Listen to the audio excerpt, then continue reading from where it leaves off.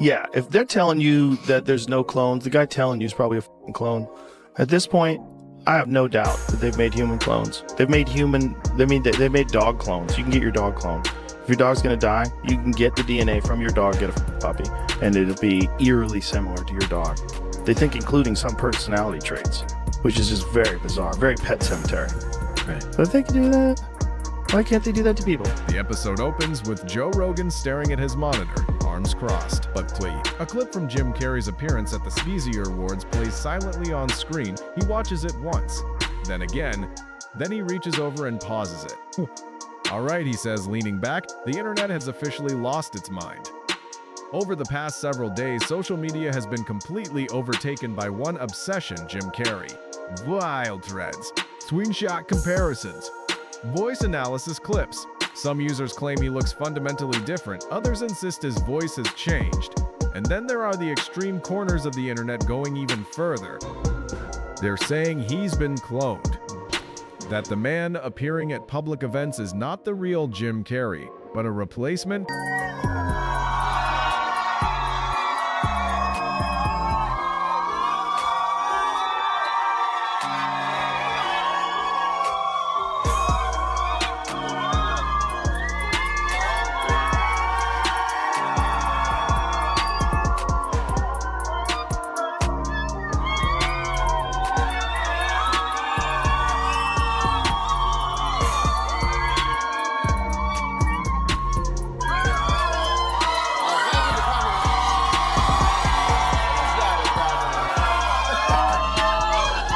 Is that a gang sign? Have you, Oh, like you don't know what it is.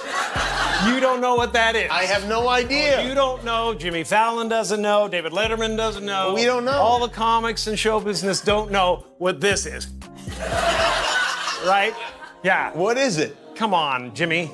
Seriously, the time is up. People are hip to this kind of stuff. I'm here tonight to blow the lid off it, to be the whistleblower. I'm sick and tired of the secrets and the lies. It is the secret symbol of the Illuminati, and you're a part of it, and it is the all-mocking tongue. Oh, I like it. You can use a scraping. It's the symbol of the all-mocking tongue. And I'm sick of it. I want everybody to be in on the joke, man. You know what I mean? Like, for years now, talk show hosts, people on television, people in sitcoms have been hired by the government to throw you off the track, to distract you, to make you laugh and stuff like that, make you happy and docile so you don't know what's really going on. You know, and they get out there in the woods in a circle naked and they decide these things and, you know, and look at him trying to. Huge conspiracy theory about beloved Hollywood actor Jim Carrey right now because people are saying he's acting and looking very different. Did the Illuminati finally get their loudest whistleblower and clone him, thus silencing him? This is like two conspiracy theories in one, so here's everything you need to know. I'm here tonight to blow the lid off it, to be the whistleblower. So yesterday, 64-year-old Jim Carrey received a César Award in Paris, which is like a French Oscar. And he was just suspiciously acting out of character for the iconic Jim Carrey personality. And longtime fans also noticed he looked younger or very different. And for a lot of actors in Hollywood, that's the norm. He's 64. I support people getting work done. But a lot of conspiracy theorists who are really just diehard fans say normally Jim Carrey would never do this. His whole brand is drastically changing his facial expressions and melding his face into whatever he needs to do for his role. It's just the last person you would ever expect to do that. But what's really freaking people out and driving home the conspiracy theory is that his eyes are a completely different color now. They are green, but they used to be very obviously brown. Is it him? Is someone new under the mask? And Jim Carrey is infamous for his whole career long time, giving very powerful speeches against government corruption, against capitalism, against those in power. Joe leans forward, elbows on the table. First of all, let's actually slow down and think about this. The footage igniting this entire controversy came from Jim Carrey's appearance at the César Awards in Paris, one of his first major red carpet moments in years. Fans were thrilled just to see him. That excitement, however, didn't last long. Almost immediately, clips began circulating, stripped of context, passed from account to account. People started picking apart his appearance. His face looked different. His expression seemed less animated. His energy felt quieter, nothing like the explosive Jim Carrey from the 90s. Within hours, the hashtags arrived. Not the real Jim Potty Double. Pinkiawe. The algorithm did what it always does, rewarded the most outrageous take. The conspiracy machine shifted into full gear, and there was no stopping it. Jim Carrey was devastated last September when his 30-year-old girlfriend killed herself. Now, 10 months after the funeral for makeup artist Katrina White, the just-released autopsy report details her final days. She left a suicide note for Carrey. They had broken up the week before. I've spent 3 days now in disbelief that you're not here. I can go on brokenhearted and try to put the pieces back. I could, I just don't have the will this time. She had not been seen in 4 days at that point. The last person she'd spoken to, it's believed, is Jim Carrey. Chris Spargo is a reporter with thedailymail.com, which obtained the autopsy report. Jim Carrey texted her the night before, saying that he was actually missing a bunch of pills from his medicine cabinet, asking if she had them, but there was no response. The toxicology report says she had multiple drugs in her system, including pain medication prescribed to an Arthur King, who is believed to be an alias used by Carrey, according to published reports.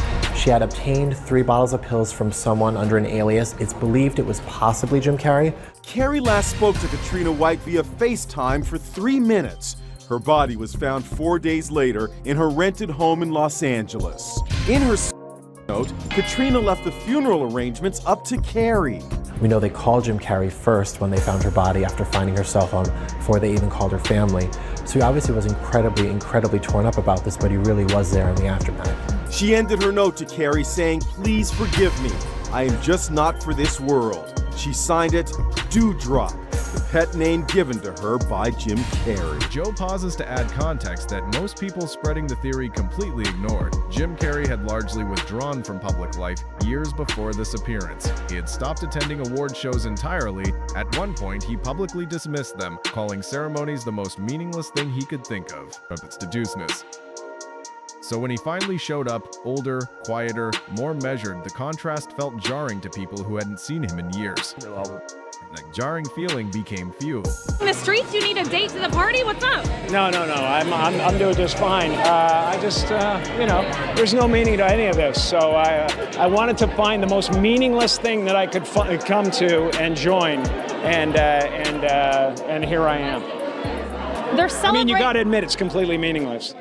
Well, they say they're celebrating icons inside. Celebrating Do you believe icons, in boy, that is just the absolute lowest aiming, possibility that we could come up with. It's like icons. Do you believe in icons?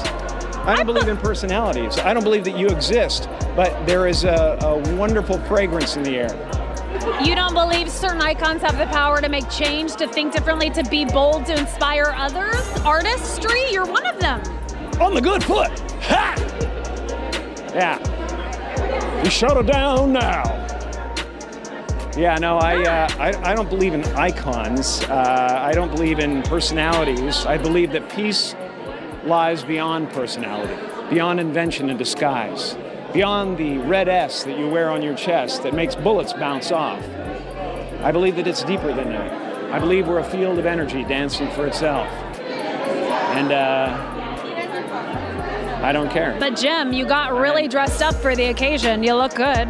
No, I didn't that an get dressed accident? up. I didn't get dressed Who up. did? There is no me. There's no you. No. We're not here. This is a dream. Your employees by the turf for you escape. Hold on to it while you tell ya. Joe sets the record straight, practically and logically. Carrey is in his 60s, 60 years old.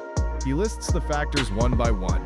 Lighting restructures a face, weight fluctuation reshapes the jaw, facial hair dramatically alters perceived bone structure, camera lenses distort angles depending on focal length, social media video compression degrades image quality so significantly that fine details disappear entirely. Stack all of those variables together, he says, and you don't get a clone, you get a viral illusion. But Joe doesn't stop at the surface level debunking, he goes deeper into why people are so willing to believe something this extreme in the first place. He argues it comes down to how celebrity culture works on the human brain. Fans don't just admire stars, they freeze them in time. Jim Carrey became permanently encoded in millions of minds as Ace Ventura, The Mask, Lloyd Christmas. That version, young, wild, physically uninhibited, became the real Jim Carrey in people's memories. So when the actual human being ages naturally, it doesn't feel like aging. It feels like evidence. I don't exist. So they're all characters that I played, including Jim Carrey, including Joel Barish, including any of those things. They're all characters. Jim Carrey was a less intentional character because I thought I was just building something that people would like, but it was a character. I played the guy that was free from concern so that people who watched me would be free from concern. Found out that my trainer was a MK Ultra Canadian intelligence. He worked in the defense research and development in the Canadian military, essentially working on psyops in the Canadian military. This is Harley Pasternak. Yeah, what I'm saying is, look, they tried to medicate me. I was exhausted. They wrongly diagnosed me, and they when I asked them how much lithium did you want to put me on exactly, it took them 4 days to answer because they were embarrassed about the amount, right? And I refused to take this, right? You understand that if I had taken the medication, I would not be here, and it would have been, he was deeply troubled. We miss him. We love his music, though. Well, they would have Britney Spears you. I mean, they would have Michael Jackson. Or worse, yeah. So, look today the world was World Autism Awareness Day. You both must be encouraged by all that's happened in this subject since you literally started it. Yeah, you know, we've come a long way within the community. When I first had Evan diagnosed with autism, there wasn't much of anything. I had to find out about biomedical treatment on the internet after I typed in autism on Google. And out 3 years later now, there's 3 books and many thousands of children getting better because of biomedical treatment. Jenny brought so much focus to this problem. And kind of that's why I'm here, is I want to bring as much focus as we can to this problem. You married autism. Or, well, you're not married, so you live with autism. When I invited Jenny into my life, I invited Evan into my life. And when I first met Evan, it was like he was on another planet. I wasn't in the room. There was no eye contact. There was no response to dialogue. There was no affection. And over time, I witnessed Jenny pull Evan through the window of unconsciousness and isolation into our world, where he is now a fully functioning person who can communicate, who can connect, and this is through biomedical treatments, GFCF diet, and the therapies that she's talking about. So I believe that autism, in my heart, is preventable and treatable. Fully functional. He's completely recovered, Larry, completely recovered. And he's not the only one. There are thousands in this community that are getting better. Why did you go so publicly? I mean, you had an autistic child. He got better. So why are you here? I could have, hid and not said anything, and Evan would have blended into society. I made a pact with God, though. The day Evan became diagnosed with autism, I said, if you show me the way, God, and show me how to heal my boy, I will continue to teach the world how I did it.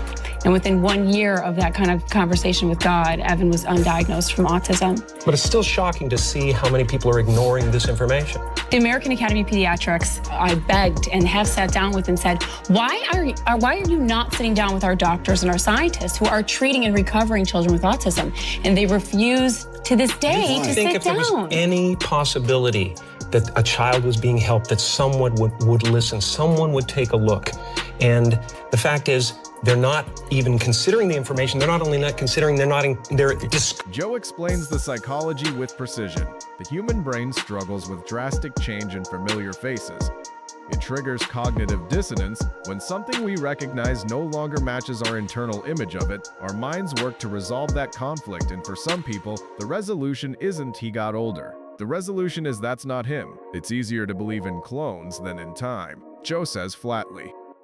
He then makes a sharp observation. This reaction tells us far more about society than it does about Jim Carrey. We are living in an era of digital paranoia. Deepfakes are real, AI-generated media is real. So when something feels slightly off, the modern internet doesn't land on that's unusual. It lands on replacement programs and elite experiments. The algorithm makes it worse. Post he looks older, nobody shares it. Post they cloned him, it explodes overnight. Outrage equals engagement, engagement equals reach. Then Joe shifts tone entirely. You know what's actually sad about all of this? Jim Carrey has spoken openly about stepping away from Hollywood, about burnout, painting, and growing disillusionment with fame. He made a conscious choice to slow down, and now, when he appears looking older and calmer and more at peace, people call him a clone. The conspiracy strips the humanity right out of him. Joe says it turns aging into a scandal. He addresses the personality contrast directly. In the 90s, explosive, chaotic, unstoppable. In later years, philosophical, introspective, spiritual. People see that contrast and demand a dramatic explanation. Joe's response is blunt. And he delay.